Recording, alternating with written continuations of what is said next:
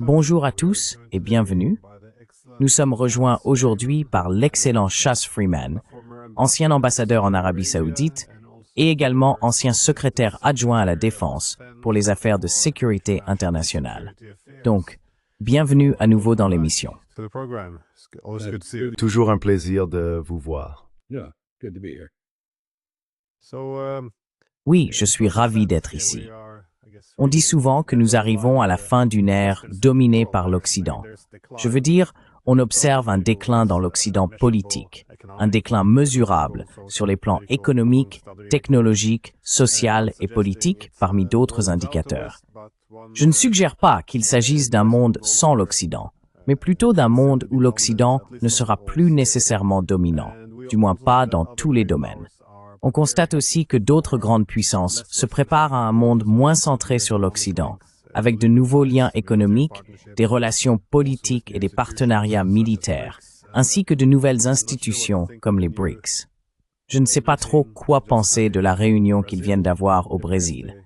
Il semble qu'ils endossent le rôle d'opposition, plutôt que de nous conduire vers un nouveau monde. Mais peut-être est-ce un pas en arrière avant d'aller trop vite de l'avant. Je n'en suis pas certain.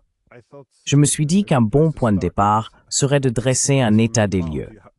Où voyez-vous la surexpansion et le déclin américain et européen, et dans quelle mesure?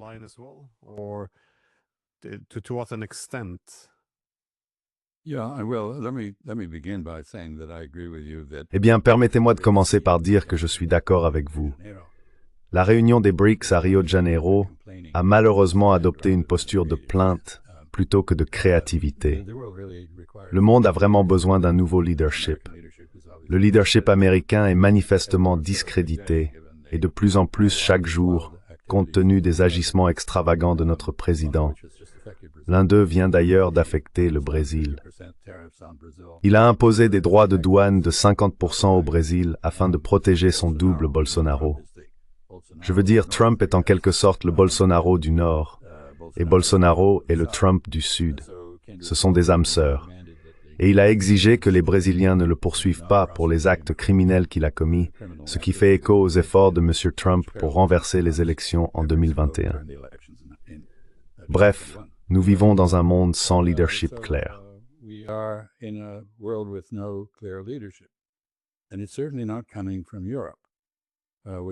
Et cela ne vient certainement pas de l'Europe, qui continue d'avoir un appareil de politique étrangère divisé et inefficace, et qui poursuit ce qui sont essentiellement des rivalités périphériques dans presque tous les domaines, et n'est donc jamais à la hauteur de la somme de ses partis. Cela ne vient pas de la Chine, qui hésite à prendre la tête.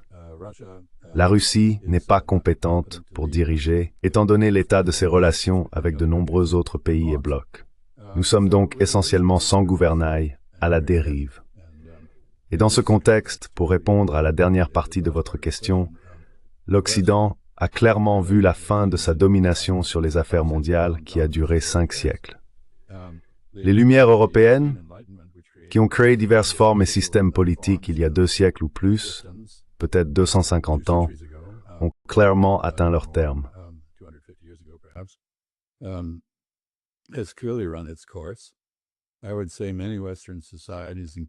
Je dirais que de nombreuses sociétés occidentales, y compris la mienne, se trouvent dans une situation pré-révolutionnaire.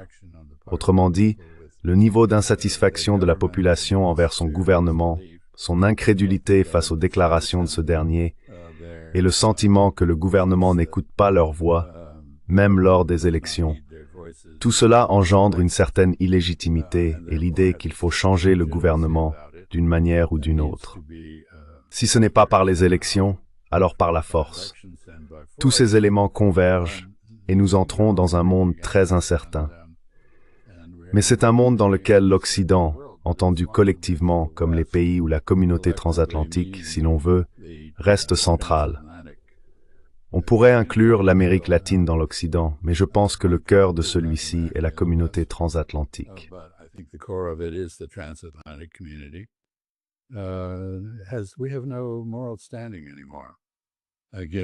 Nous n'avons plus aucune légitimité morale, étant donné les doubles standards continuellement appliqués à diverses questions, notamment le génocide en Asie de l'Ouest, l'agression contre les pays voisins d'Israël et d'autres qui ne le sont pas, comme l'Iran.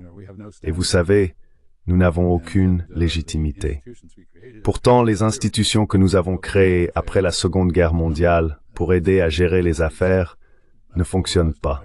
Le Conseil de sécurité est polarisé et paralysé. L'Assemblée générale n'est pas cohérente.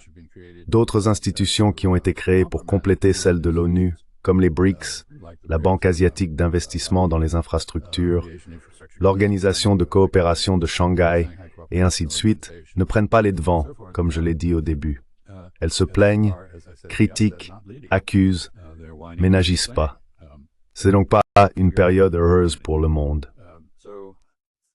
This is not a happy time for the world.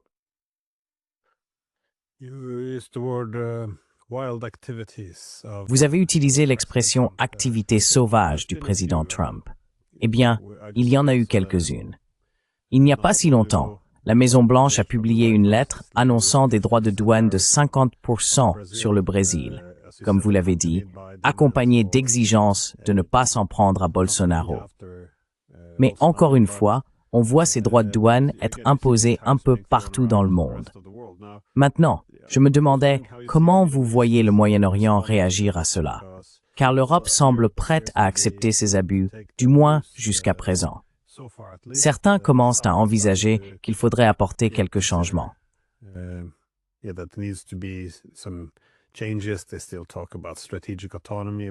Ils parlent toujours d'autonomie stratégique, mais cela n'avance pas vraiment. Cependant, en Asie de l'Est, où il existe des alternatives, la Chine et d'autres grandes puissances, on voit des alliés historiques ou traditionnels des États-Unis, comme la Corée du Sud et le Japon, commencer à s'éloigner un peu et à chercher d'autres options. Mais qu'en est-il au Moyen-Orient? Vous avez mentionné le génocide et l'attaque contre l'Iran, parmi d'autres pays de la région. Mais voyez-vous les alliés de l'Amérique, principalement les États du Golfe, commencer à s'éloigner un peu?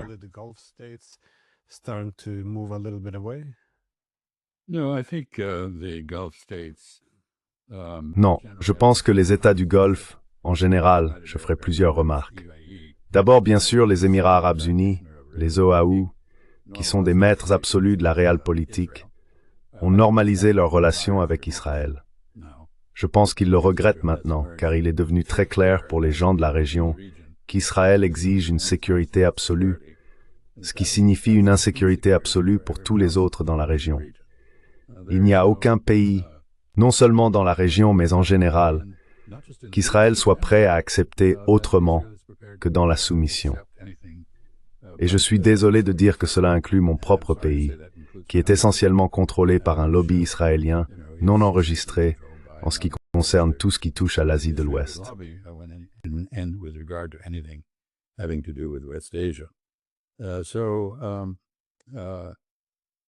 Ainsi, les Émirats arabes unis, Bahreïn et le Maroc, qui ont adhéré au soi-disant accord d'Abraham, une initiative du lobby sioniste aux États-Unis, utilisant essentiellement l'administration Trump dans sa première version pour dépasser la question palestinienne, la mettre de côté, ignorer la question de l'autodétermination palestinienne. Tout cela, à mon avis, est désormais sous assistance respiratoire. Et j'ignore combien de temps cela va survivre. Un pays comme l'Arabie saoudite, qui entretenait une rivalité viscérale, à la fois religieuse et culturelle, avec l'Iran, une inimitié envers l'Iran qui était tout à fait implacable. L'Iran, bien sûr, répondait par une vision très méprisante des Saoudiens et d'autres Arabes. Tout cela a changé.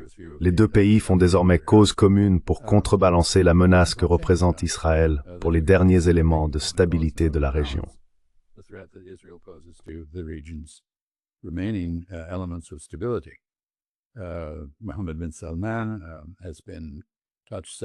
Mohammed Ben Salman a été en contact à plusieurs reprises avec le président Raisi, avec Khamenei, le guide suprême en Iran, et tous deux condamnent les actions israéliennes.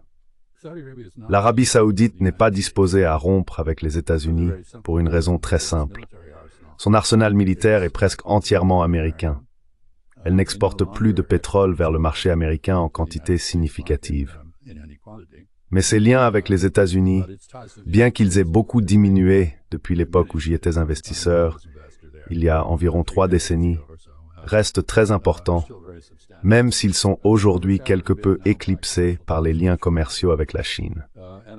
Et je pense que l'un des développements intéressants dans cette région, qui éclaire la question de leur adaptation, est l'arrivée imminente de la Chine comme concurrent militaire des États-Unis en matière de vente d'armes.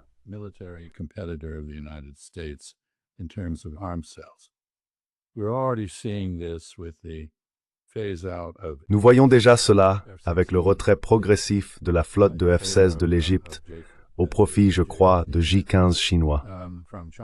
Il s'agit du modèle d'exportation Chengdu que les Pakistanais ont récemment utilisé avec succès lors de leur bref conflit avec l'Inde. Les Chinois ont été accusés d'avoir fourni du matériel de défense aérienne à l'Iran pendant le conflit. Je ne pense pas qu'ils l'aient fait, et il me semble qu'ils ont publié un démenti. Lorsque l'on lit ce démenti, il me semble qu'ils nient avoir livré quoi que ce soit de ce genre pendant les combats. Et je m'attends à ce qu'ils fournissent désormais divers équipements sophistiqués de défense aérienne à l'Iran et probablement à l'Irak, qui en septembre devrait voir le départ des dernières forces d'occupation américaines.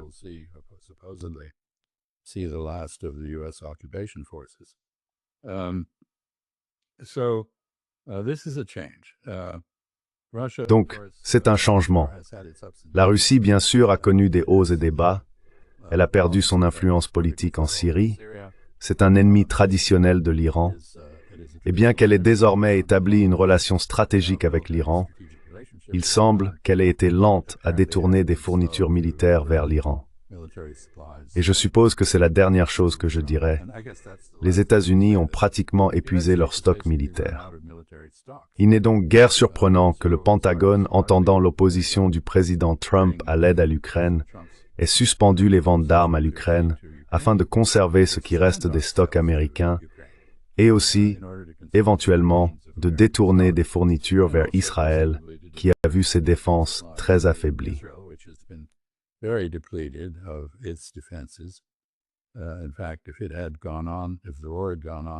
En fait, si la guerre avait duré encore quelques semaines, certaines personnes pensent qu'Israël aurait été essentiellement sans défense, ayant perdu sa capacité à intercepter les missiles iraniens. Il y a donc beaucoup de changements dans les relations. Ce qui n'a pas changé, c'est la relation entre M. Netanyahou, qui manipule M. Trump, et M. Trump qui continue d'être manipulé. On voit sa déférence envers ses donateurs dans le contexte du lobby sioniste, mais on l'observe aussi dans le contexte des dossiers Epstein. Ce pédéraste volage, qui était un bon ami de Donald Trump, même s'il prétend aujourd'hui à peine le connaître, il existe suffisamment d'extraits vidéo pour prouver que c'est faux.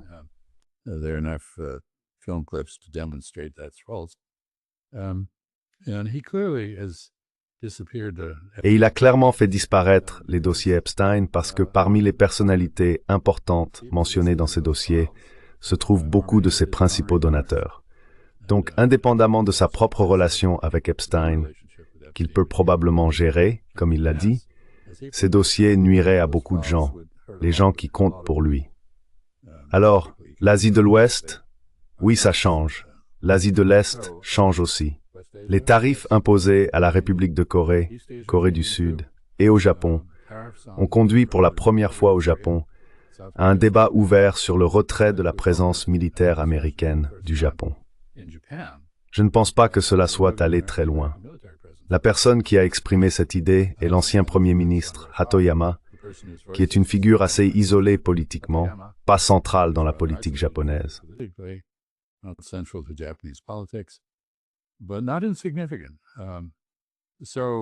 Mais ce n'est pas négligeable. Ainsi, les États-Unis se font des adversaires partout et perdent des amis.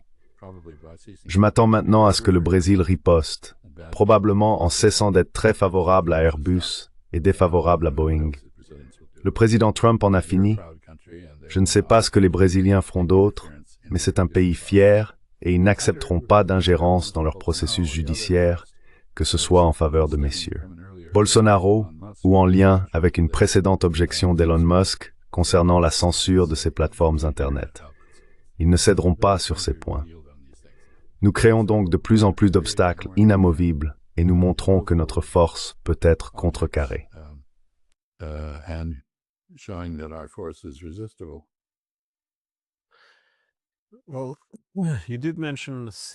Eh bien, vous avez mentionné la Syrie, et c'est effectivement l'un des développements les plus préoccupants.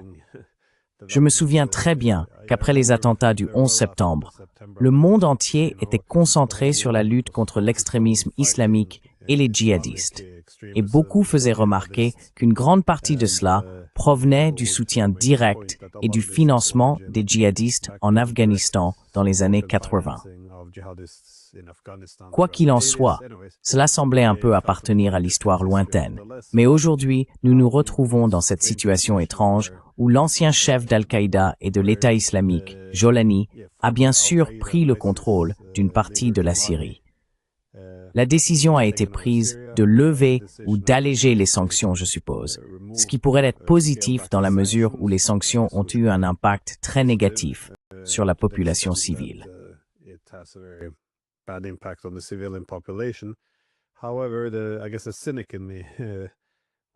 Cependant, je suppose que le cynique en moi s'attendrait à ce qu'il y ait un objectif derrière tout cela, pour aligner des intérêts étrangers, peut-être en commençant par des ventes d'armes à la Syrie et éventuellement en utilisant la Syrie de Jolani comme un proxy. Je ne suis pas sûr pour l'Iran, ni de la direction que cela pourrait prendre. C'est juste que, si l'on adhère à l'idée que nous poursuivons simplement des valeurs démocratiques libérales et que nous cherchons à lutter contre le terrorisme, cela paraît un peu étrange de voir tous les dirigeants occidentaux se précipiter en Syrie pour serrer la main de Jolani ou l'inviter dans leur capitale. Et je ne me souviens plus de ce qu'a dit Trump. Il l'a qualifié d'homme fort ou quelque chose dans ce genre, ce qui était une façon étrange de parler de l'EI. Mais nous en sommes là. Alors, comment voyez-vous le nouveau rôle de la Syrie dans la région?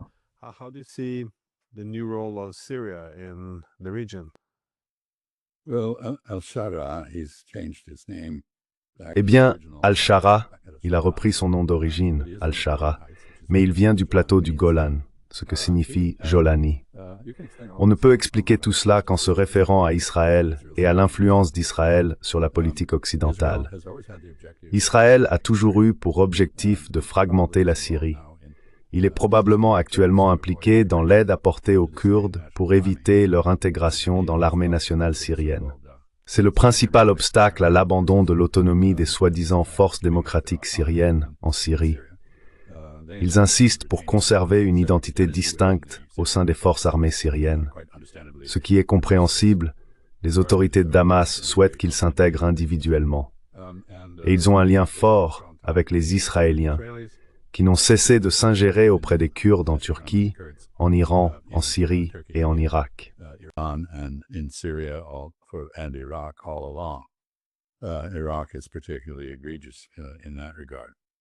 L'Irak est particulièrement répréhensible à cet égard.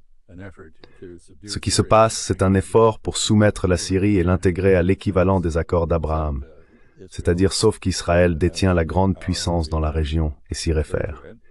Et Al-Jolani, ou Al-Shara si vous préférez, est suffisamment désespéré, à la tête d'un pays totalement dévasté par des guerres, par procuration, alimenté par des acteurs extérieurs, ainsi que par des luttes internes entre Syriens. Il est simplement désespéré d'obtenir de l'aide et prêt à conclure n'importe quel marché cynique. Il est donc censé rencontrer Netanyahou à l'automne, peut-être à Washington. Et vous savez, cela vous montre de quoi il s'agit réellement. Ce n'est pas une question de démocratie. Ce n'est pas une gamme d'islam politique.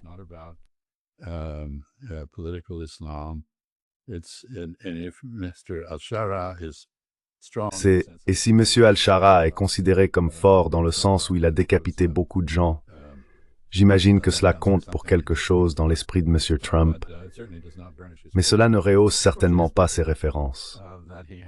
Bien sûr, il est possible qu'il se soit repenti et ait été sauvé, et vous savez que son démocrate intérieur est soudainement émergé du monstre qu'il était. Mais pendant que tout cela se passe, il y aurait apparemment eu 1600 meurtres d'Alaouites dans la région de Latakia en Syrie, des représailles, et rien n'a été fait à ce sujet. Et le monde, fondamentalement, comme dans le cas de Gaza, a détourné le regard. Donc, si vous cherchez un bourbier moral, le Levant est, à mon avis, le principal candidat. Cela n'honore la politique étrangère de personne à l'heure actuelle.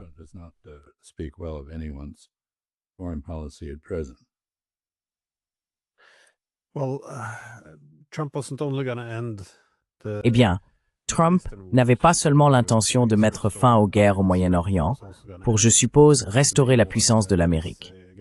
Il voulait aussi mettre fin à la guerre principale, c'est-à-dire celle contre la Russie par l'intermédiaire de l'Ukraine. Mais cela reste aussi, je pense, une source de confusion pour beaucoup de gens, car il a clairement déclaré qu'il n'y aurait plus d'armes pour l'Ukraine. Puis il est revenu sur sa décision, puis l'a annulée. Et ensuite, en moins de 24 heures, il a affirmé ne pas savoir qui avait arrêté la livraison d'armes et qu'il ferait en sorte qu'elles soient envoyées à nouveau. Au-delà de cette approche désorganisée, a-t-il accepté que cela devienne aussi la guerre de Trump, ou considérez-vous cela comme une forme de négociation pour gérer les faucons à Washington, ou est-ce simplement Trump qui devient en fait Biden?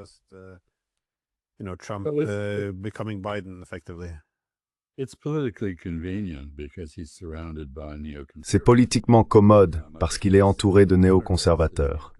Une grande partie de ses donateurs sont néoconservateurs.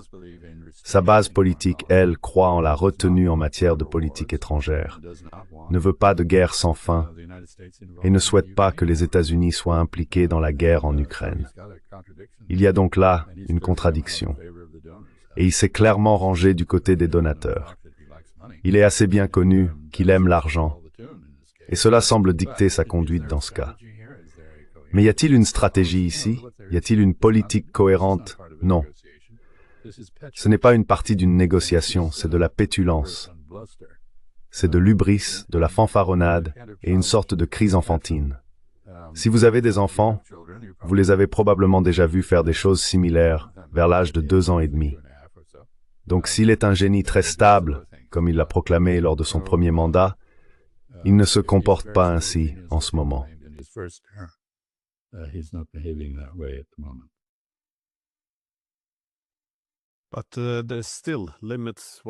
Mais il y a encore des limites à ce qui peut réellement être envoyé. C'est pourquoi, encore une fois, j'essayais de trouver un certain ordre dans le chaos. Et quand il a annoncé que l'Amérique allait se retirer, les Européens ont dit « Nous allons prendre le relais », juste avant que l'effondrement ne commence à s'intensifier. Je pensais qu'il avait obtenu l'accord des Européens sur les 5%, ce qui lui permettait aussi de se retirer. Il a obtenu l'accord sur les minerais avec les Ukrainiens, ce qui lui a permis de déclarer victoire et de se retirer. Je pensais que tout s'alignait parfaitement, et maintenant nous sommes revenus à la case départ. Donc il a un problème.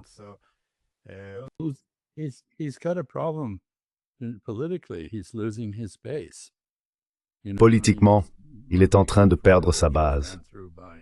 Ce grand et magnifique projet de loi, qui a été adopté en fait par le culte Trump au Congrès, nuit à beaucoup de ses partisans les plus fervents.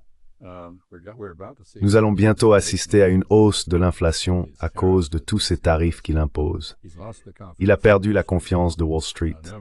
Plus personne à l'étranger ne le prend au sérieux, car il n'est pas capable de respecter les accords qu'il conclut.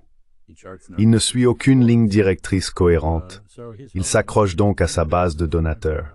C'est mon point de vue. Il n'y a donc pas de véritable objectif ici. Et pendant ce temps, ce qui va se passer, bien sûr, c'est que je pense que Vladimir Poutine a essentiellement tiré un trait sur le président Trump.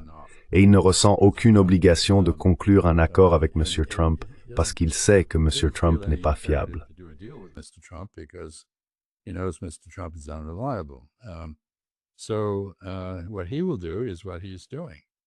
Donc, ce qu'il va faire, c'est ce qu'il fait déjà. Augmenter la pression sur l'Ukraine. Avancer autant qu'il le peut, non seulement à l'est, mais aussi au sud. La région de Zaporizhia est désormais le centre d'une offensive majeure, apparemment. Je pense qu'il est très probable que M. Poutine prenne désormais au sérieux la menace de s'emparer d'Odessa s'il le peut. Ce n'est pas facile, mais ce n'est pas impossible. Et l'Ukraine est à court de main-d'œuvre. Les livraisons d'armes à l'Ukraine ne résoudront aucun des problèmes auxquels elle est confrontée. Non seulement les États-Unis n'ont pas les armes à envoyer en abondance, mais l'Ukraine n'a pas non plus les effectifs pour réclamer ces armes ou les utiliser efficacement. Donc vous savez, c'est une sorte d'opéra. Le protagoniste meurt lentement sur scène. La grosse dame n'a pas encore chanté, mais elle le fera.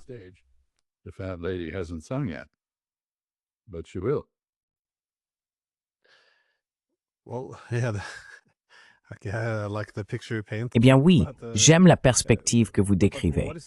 Mais que peut-on faire concrètement? Je veux dire, considérez-vous le déclin hégémonique comme irréversible? Je suppose qu'on peut le formuler autrement. Si l'on pensait que l'hégémonie durerait, vous savez, pour toujours, il était logique qu'à un moment donné, elle s'épuise. Et encore une fois, c'est quelque chose que beaucoup de gens ont souligné dans les années 90. Il y aurait un risque à tenter la unipolarité, c'est-à-dire que les États-Unis et leurs partenaires européens pourraient s'épuiser économiquement et militairement, perdre leur position et leur légitimité dans le monde et se retrouver avec une base socio-économique très affaiblie chez eux, ce qui créerait encore plus d'instabilité. Mais voyez-vous une voie pour inverser tout cela? Je veux dire, si M. Trump vous appelait pour demander conseil, quelles seraient les options possibles pour l'Amérique à ce stade?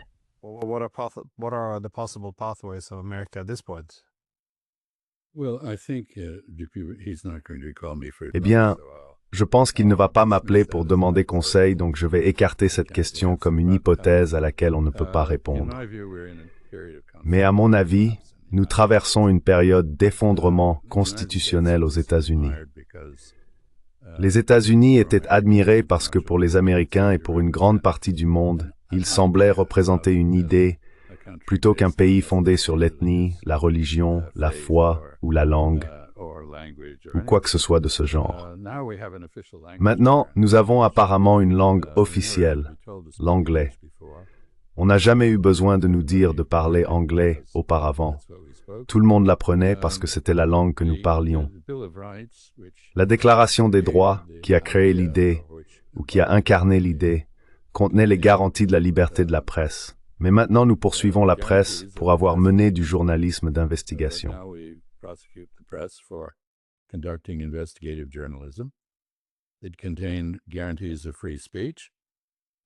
Elle contenait des garanties de liberté d'expression. Mais aujourd'hui, nous persécutons les étudiants s'ils s'expriment contre un génocide, et nous le faisons au nom d'un pays étranger qui l'exige de nous, Israël. Le premier amendement garantit également la séparation de l'Église et de l'État. Et pourtant, de plus en plus, notre politique reflète des convictions religieuses particulières. La Cour suprême, de façon remarquable, est dominée par des catholiques qui ont, sans surprise, imposé la vision catholique de l'avortement au pays. C'est commode. Il ne s'agit pas seulement des catholiques. Il y a bien sûr aussi les chrétiens évangéliques. Il existe donc une coalition. Mais qu'est-il advenu de la séparation de l'Église et de l'État? Nous ne sommes plus un pays laïque. Le 4e amendement interdit les perquisitions et saisies abusives, et pourtant nous vivons désormais dans un état de surveillance. Le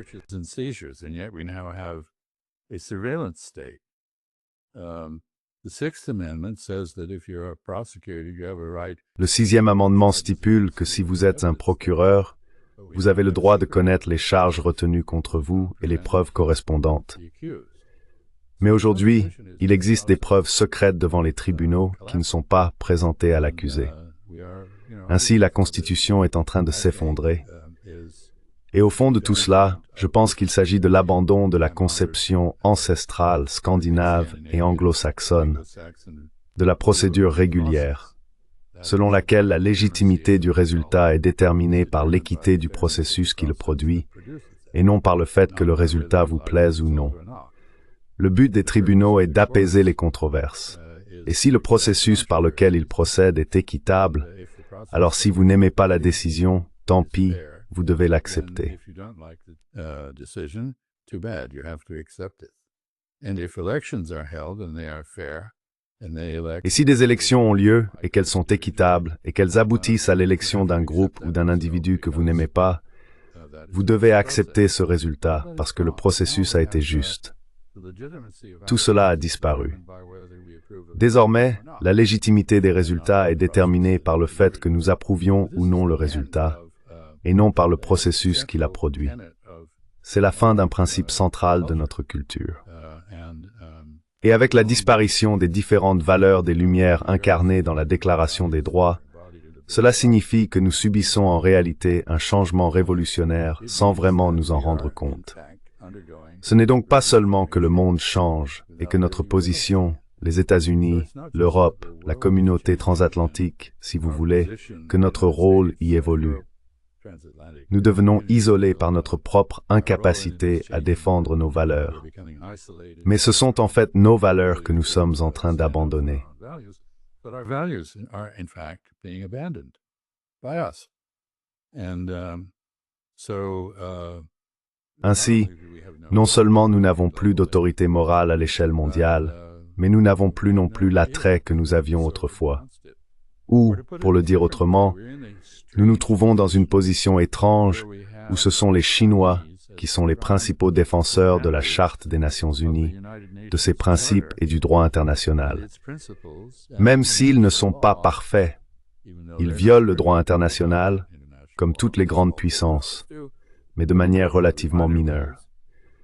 Et en fait, nous avons rencontré l'ennemi, et pour paraphraser Pogo, l'ennemi c'est nous, comme nous l'étions autrefois. Vous savez, nous étions les défenseurs du droit international et de la Charte de l'ONU. Maintenant, nous en sommes les ennemis. Regardez ce qui vient d'être fait à Francesca Albanese, la rapporteuse de l'ONU sur la Palestine. Les États-Unis la sanctionnent, la qualifient de criminelle, et ainsi de suite. Que représente-t-elle?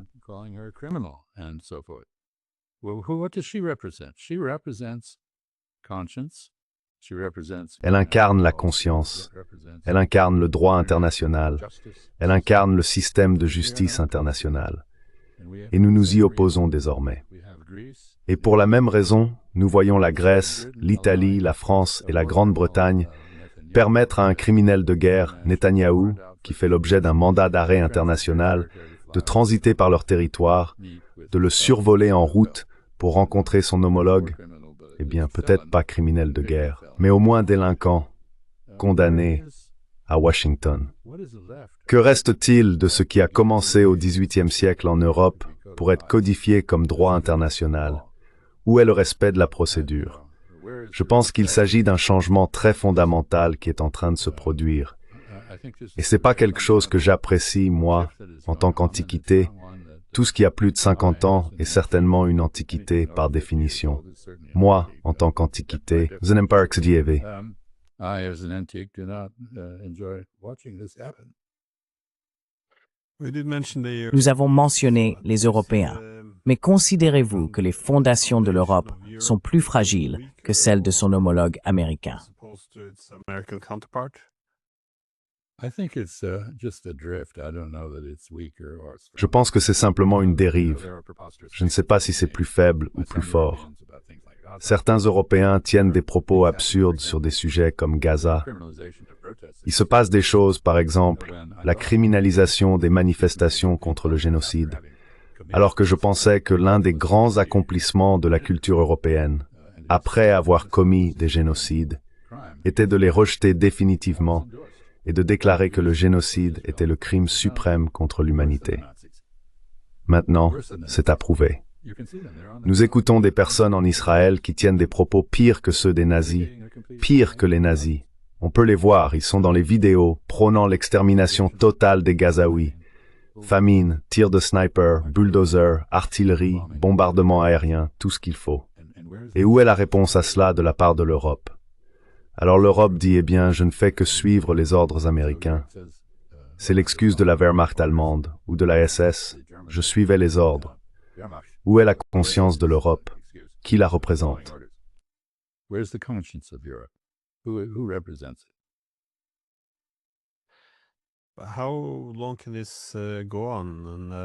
Combien de temps cela peut-il durer?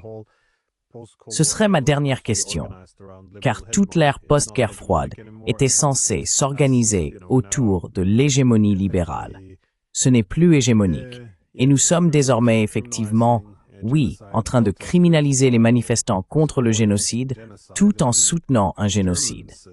Je veux dire, les Allemands, si on m'avait dit il y a quelques années qu'ils se retrouveraient dans cette position, à s'armer jusqu'aux dents pour combattre la Russie, à affirmer qu'ils seront désormais la principale force soutenant l'Ukraine, alors que l'Amérique se retire face à la Russie, à soutenir un génocide au Moyen-Orient, on n'aurait pas trouvé ce très crédible, mais nous y sommes. Mais combien de temps voyez-vous ça durer? À un moment donné, cela doit se fracturer au sein de l'Occident politique. Car lorsque nous nous identifions comme un groupe basé sur des valeurs communes et que ces valeurs sont abandonnées, qu'est-ce qui unit encore cette partie du monde?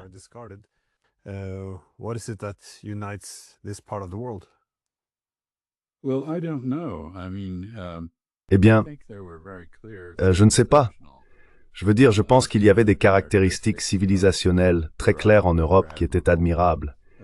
Et elles remontent loin, on peut les retracer jusqu'aux Grecs et aux Romains.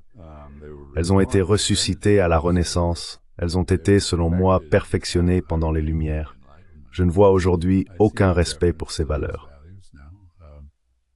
Il existe un adage politique américain, je suis sûr que vous le connaissez, attribué à la mère de quelqu'un qui disait à son fils « Si quelque chose ne peut pas durer éternellement, tôt ou tard cela s'arrêtera. » Eh bien, tôt ou tard, cela s'arrêtera. Mais quand et par quoi cela sera-t-il remplacé? Vous savez, il y a de nombreux échos du fascisme dans ce que nous voyons actuellement.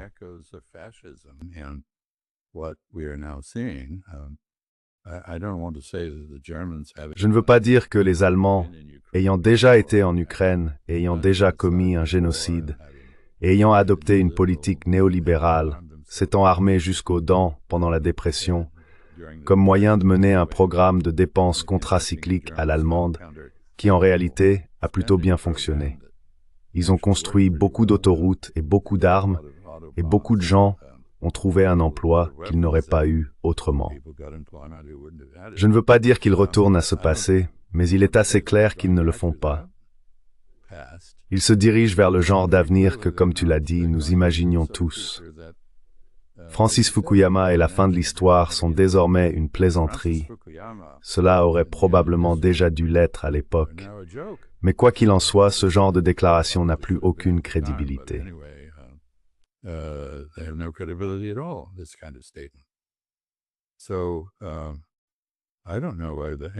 Alors je ne sais pas pourquoi. Vous savez, je déteste être pessimiste. J'ai passé ma vie en tant que diplomate. Les diplomates doivent être optimistes en toutes circonstances. Mais j'essaie de trouver une solution à cela. Et vous me demandez où elle se trouve. Et je ne la vois pas. Je ne la vois pas parce que je reviens toujours au fait que ceux qui pourraient céder, qui pourraient diriger, ne dirigent pas. Les BRICS ne dirigent pas, les Chinois ne dirigent pas, les Indiens ne dirigent pas. Peut-être que les Japonais reprendront le leadership en Asie de l'Est, je ne sais pas. Mais ils n'ont pas pris ce rôle. Les États-Unis ne dirigent pas. Ils s'agitent simplement de façon spasmodique, ce qui nuit autant aux États-Unis eux-mêmes qu'à tout le monde. Et vous savez, où sont les fins des guerres que M. Trump avait promises? En 24 heures, il va mettre fin à la guerre en Ukraine.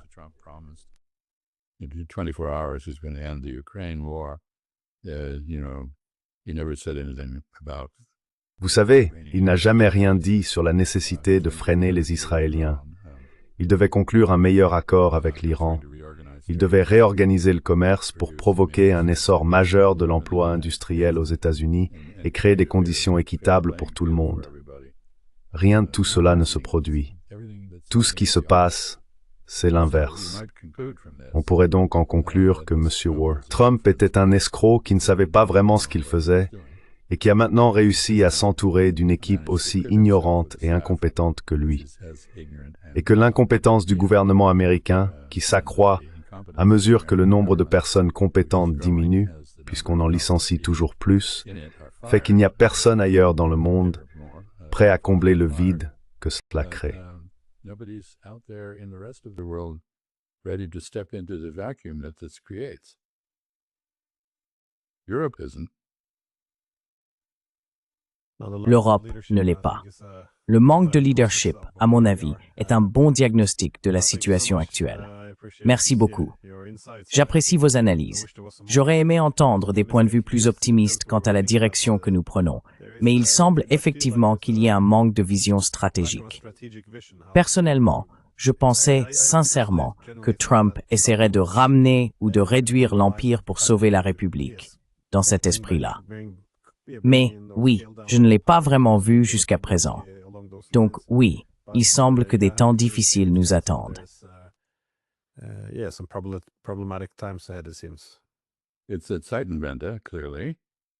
C'est une Zeitenwende, clairement. Mais, vous savez, il y a un proverbe de Sénèque, si un homme ne sait pas vers quel port il navigue, aucun vent ne lui est favorable. Nous ne savons pas où nous allons. C'est ça, le problème. Je suis tout à fait d'accord. Bon, eh bien, merci encore. Désolé d'être aussi pessimiste, mais je vous souhaite une bonne soirée.